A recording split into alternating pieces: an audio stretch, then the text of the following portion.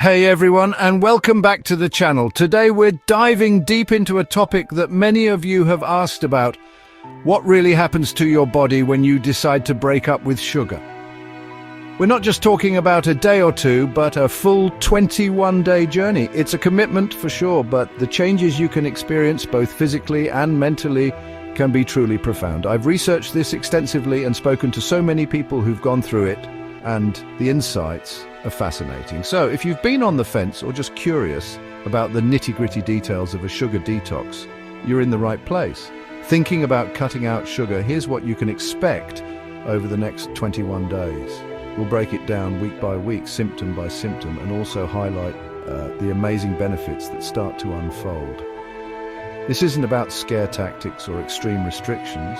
It's about understanding your body and making informed choices for your health. Our goal today is to give you a realistic, science-backed roadmap. We'll cover the initial challenges, the turning points, and the rewarding outcomes. By the end of this video, I hope you'll feel empowered and equipped with knowledge. Whether you're planning to start your own 21-day challenge or simply want to be more mindful of your sugar intake. So grab a glass of water, maybe with a slice of lemon, and let's get into it. All right, let's tackle week one. This is often the most challenging phase, and it's where your body starts to realize something significant has changed. When you cut out or drastically reduce added sugars, your system, which might have become quite accustomed to frequent sugar hits, goes into an adjustment period. Think of it like this. Sugar, especially in high amounts, triggers dopamine release in the brain, our pleasure and reward neurotransmitter. When that regular stimulus is removed, your brain and body will protest a bit. This initial phase is all about your physiology recalibrating. You're essentially asking your body to switch gears, to find energy from other sources, and to function without those constant sugar spikes and crashes. It's crucial to be patient with yourself during these first few days as your body begins the detoxification process, clearing out the effects of previous sugar consumption and starting to adapt to a new normal. During this first week, what you're experiencing is a genuine withdrawal. It's not just in your head. Your blood sugar levels are trying to find a new, more stable baseline without the roller coaster rides induced by sugary foods and drinks. Hormones like insulin, which work hard to manage blood sugar, are also adjusting. You might notice some general malaise, perhaps some digestive changes, as your gut microbiome begins to shift in response to a different food environment. Remember, these feelings are temporary signs that your body is working hard to adapt. It's like cleaning out a cluttered room. It can feel a bit chaotic before it gets organized and peaceful. Understanding the why behind these feelings can make them much more manageable. Stay hydrated, focus on whole foods, and remind yourself this is the first step towards significant positive changes. Now let's talk about two very common companions in this early stage: cravings and mood swings. These are often intertwined. Sugar cravings can be intense, especially if sugary treats were your go-to for comfort, energy, or habit. Your brain has established strong reward pathways linked to sugar, and it will send pretty insistent signals to get that familiar hit. It's not just about willpower, it's neurochemistry at play. These cravings might pop up at your usual snack times or when you're feeling stressed or tired. Recognizing these patterns is the first step to managing them. Think of it as your brain's old habits trying to pull you back, but you're now paving new, healthier pathways, and that takes consistent effort and time. Alongside cravings, mood fluctuations are very typical. You might find yourself feeling more irritable, perhaps a bit anxious, or even a little down. This isn't a sign of failure, it's a physiological response. Your body is adjusting to different energy sources, and your neurotransmitter levels, including serotonin, which affects mood, are recalibrating without the influence of frequent sugar intake. Blood sugar instability, even as it's heading towards a better stability, can temporarily affect how you feel. It's like your internal thermostat is being reset. Be kind to yourself during this time. Acknowledge the feelings without judgment. Find healthy coping mechanisms like a short walk, deep breathing, or talking to a supportive friend. These mood swings will lessen as your body adapts further into the first week and beyond. Another hurdle many people report in the first week, especially if their previous sugar intake was high, is the onset of headaches and a noticeable sense of fatigue. Let's break down why this happens. Headaches can stem from a few factors. If you are consuming a lot of sugar through sodas or sweetened coffees and teas, you might also be experiencing caffeine withdrawal if those were cut too. Dehydration can also play a role as your body adjusts its fluid balance. Moreover, sugar influences blood vessel dilation and constriction. Changes here can trigger tension-type headaches in some individuals as the body adapts. It's a common detox symptom, almost like your body is spring cleaning and stirring up some dust in the process. Fatigue is also incredibly common. Your body has been running on readily available, quick-burning glucose from sugar. When that's suddenly less available, it needs to become more efficient at tapping into other energy reserves like fats or getting sustained energy from complex carbohydrates. This metabolic shift requires energy and time. You're essentially retraining your energy systems. Without the artificial highs from sugar, you might feel a temporary slump before your natural, more stable energy levels kick in. This isn't a sign that you need sugar to function, it's a sign that your body is in transition. Think of it as your car engine being retuned to run on a cleaner, more efficient fuel. There might be a brief period in the workshop before it purrs smoothly.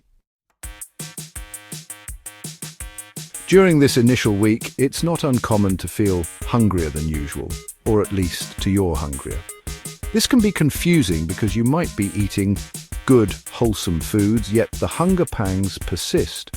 What's often happening is that your body is missing the rapid satisfaction and energy surge it got from sugar. It can mistake the absence of that quick fix for genuine hunger. Furthermore, sugar can mess with your hunger and satiety hormones, ghrelin, the hunger hormone, and leptin, the fullness hormone. As your body detoxes, these hormones are also recalibrating and their signals might be a bit scrambled for a short period. This can lead to you feeling unsatisfied even after a nutritious meal. The key here is to differentiate between true physiological hunger and the psychological craving or the body's temporary confusion. Before reaching for a snack, drink a glass of water and wait a few minutes. Ask yourself if you're truly hungry or perhaps just bored, stressed, or experiencing a craving.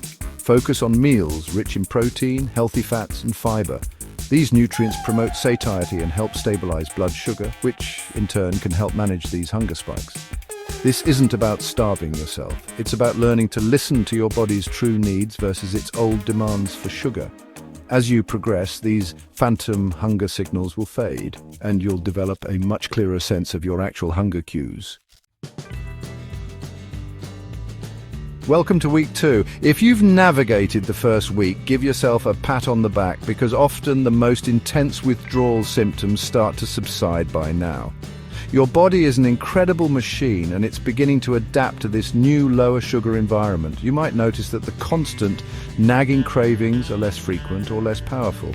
The mental fog may begin to lift and those earlier headaches and extreme fatigue should be easing up. This phase is all about stabilization.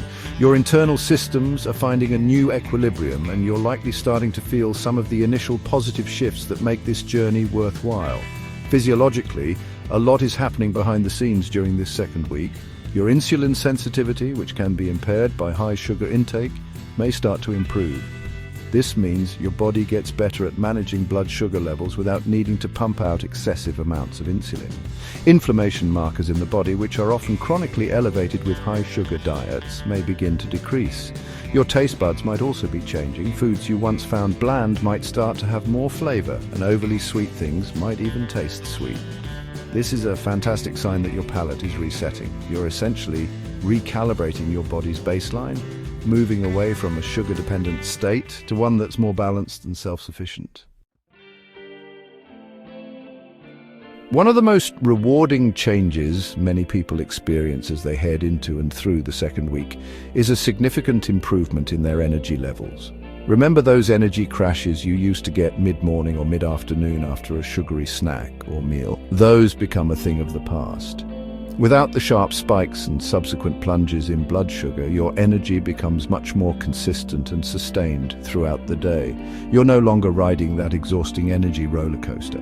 Instead, you're tapping into a more stable, reliable power source from the nutrient-dense foods you're consuming. This sustained energy isn't just about avoiding crashes, it's about your body becoming more metabolically flexible. As your system relies less on readily available glucose from sugar, it gets better at utilizing other fuel sources, including fats. This metabolic efficiency means you have a steadier supply of energy. Many people also report improved mental clarity and focus as a direct result of this stable energy. When your brain isn't dealing with the fog that follows a sugar crash, it can perform optimally. This isn't a hyper-buzzy energy like you get from caffeine or sugar, but a calm, consistent vitality that allows you to be more productive and feel genuinely good. Let's talk about sleep, because the impact of cutting sugar can be quite noticeable here, often starting around the second week. High sugar intake, especially close to bedtime, can wreak havoc on your sleep quality. It can lead to restlessness, difficulty falling asleep, and even contribute to nighttime awakenings as your blood sugar levels fluctuate. This is because sugar can interfere with the natural rhythms of hormones like cortisol and melatonin, which are crucial for regulating your sleep-wake cycle. When you remove that disruptive influence, your body has a much better chance of achieving deep, restorative sleep. As your insulin levels stabilize and your body isn't dealing with the systemic stress of processing excessive sugar, your sleep architecture can improve. This means you might find yourself falling asleep more easily, staying asleep through the night, and waking up feeling genuinely refreshed and rested rather than groggy. Quality sleep is foundational for overall health. It impacts everything from your mood and cognitive function to your immune system and hormone balance. So, improved sleep is not just a pleasant side effect of cutting sugar. It's a significant health benefit that contributes to feeling better in almost every aspect of your life. It's one of those positive feedback loops. Better sleep leads to better food choices and more energy, which further supports your sugar-free journey. Beyond how you feel internally, you might start noticing some positive changes externally, particularly with your skin, as you progress into the second week and beyond. There's a strong connection between high sugar consumption and common skin issues like acne and premature aging. One of the primary culprits is inflammation. Sugar is a pro-inflammatory food, and chronic inflammation can manifest on your skin as redness, breakouts, and sensitivity. By reducing sugar, you're helping to calm that internal inflammation, which can lead to a clearer, less reactive complexion. Many people report fewer pimples and a reduction in overall skin irritation.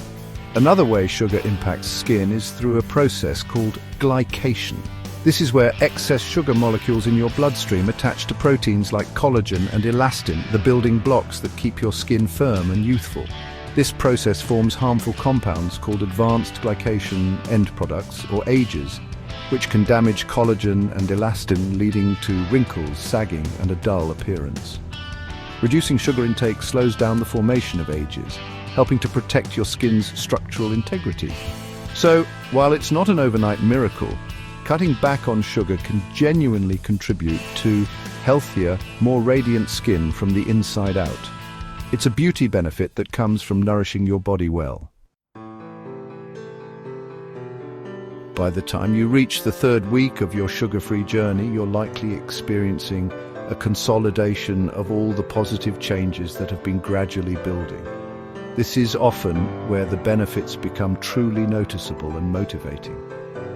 The initial struggles of week 1 are a distant memory, and the stabilization of week 2 has paved the way for a new, healthier baseline. You might find that your energy levels are consistently good, your mood is more stable, and those intense sugar cravings have significantly diminished or even disappeared. You're not just not eating sugar anymore, you're genuinely feeling the positive impact of that choice on your overall well-being. This isn't just about feeling better subjectively. There can be visible and measurable changes too. Many people report less bloating as their digestive system functions more smoothly without the irritation of excess sugar. Some may notice a bit of weight loss or their clothes fitting more comfortably, especially if sugary drinks and snacks were a big part of their previous diet. Beyond the physical, the mental clarity and improved focus often become more pronounced. You might feel more in tune with your body's natural hunger and fullness cues, making mindful eating easier. This third week is often a turning point where the new habits start to feel less like a challenge and more like a sustainable, enjoyable way of living. So there you have it, a comprehensive look at what you can typically expect during a 21-day journey of significantly reducing or eliminating added sugar. We've walked through the initial withdrawal phase, the stabilization period, and the emergence of really tangible benefits. It's a process with its ups and downs, but as you can see, the potential rewards for your physical and mental health are substantial. This 21-day framework is a fantastic way to reset your palate, understand your body's response to sugar, and build healthier habits. Remember, the improvements you feel by week 3, like better energy, mood, sleep, and clearer skin, are just the beginning. This isn't just about surviving 21 days, it's about creating a foundation for long-term wellness. Stick with it, and you'll enjoy long-term benefits like better blood sugar control, lower risk of chronic diseases, and improved digestion and gut health. These are the changes that contribute to a longer, healthier, and more vibrant life, and that's an incredibly powerful outcome. I hope this breakdown has been insightful and empowering for you. If you've done a sugar-free challenge, I'd love to hear about your experiences in the comments below. What were your biggest challenges and your most rewarding moments? Your journey can inspire others, and if you're thinking about starting, remember to be kind to yourself, focus on whole, nutritious foods, and celebrate the small victories along the way. Thanks so much for watching. Don't forget to like and subscribe for more health insights, and I'll see you in the next video.